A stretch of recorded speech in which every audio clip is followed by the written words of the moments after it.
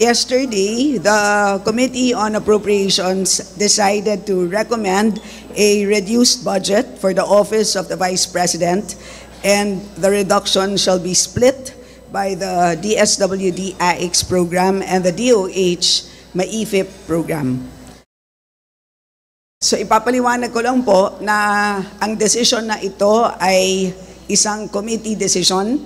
Ang Committee on Appropriations has 139 members, and with respect to the budget cut of the OVP, ito po ay naging unanimous decision among the members. At lilinawin ko rin po na hindi pa ito final approval ng Congress, ito po ay recommendation pa lang po ng Committee on Appropriations for the plenary. At kagabi naman po ay nag-second reading na rin po ang approved committee report na kung saan nakapaloob ang recommendation ng reduced budget for the OVP. So which means nakakalendar na po ang General Appropriations Bill as amended for plenary debates beginning September 16.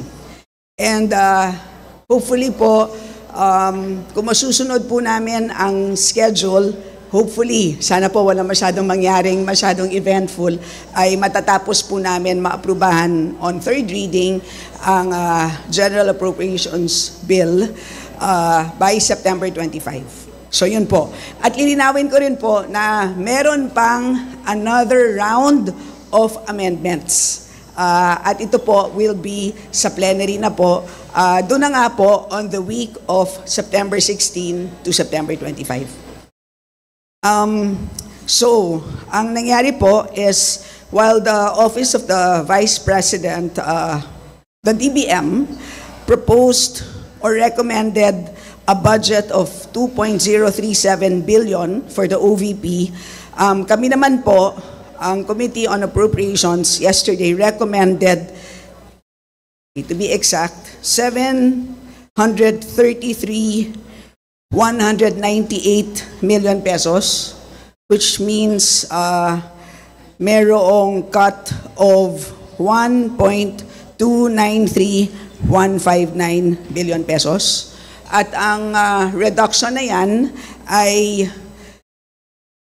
ililipat po sa dalawang ahensya, and as I had mentioned earlier, for two programs, the DSWD AIX program, which is the assistance for individuals in crisis situations, and the DOH MAIFIP, or the medical assistance for indigent and financially incapacitated patients. In other words, dalawa pong very important social protection programs ng ating gobyerno.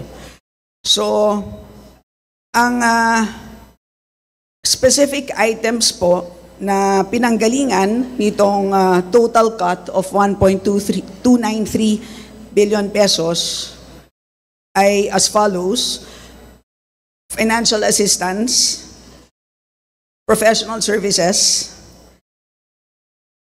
utility expenses, supplies and materials, as well as lease expenses. And ang dahilan po kung bakit ang items na ito ang naapektuhan, lahat po ay nanggaling po sa lahat po ng narinig po natin doon po sa dalawang hearings na naganap in the last weeks. So, mamaya po kung meron kayong katanungan on the details, I can provide those to you. So,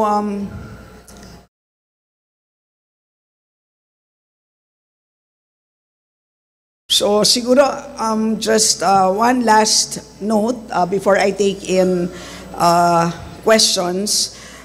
So again, we have one more round of amendments. Lilinawin ko, hindi pa ito final approval ng Congress. Meron pa tayong plenary debates.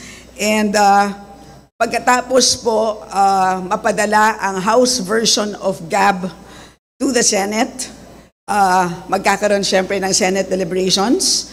After ma-approve ang Senate version, meron pang bicameral meeting. After that, magkakaroon pa po ng ratification, meaning babalik pa po yan to both Congress and the Senate. And then after that, magkakaroon pa po ng President's approval because as you know, the President can veto and ang veto po is pwede po on a line item basis.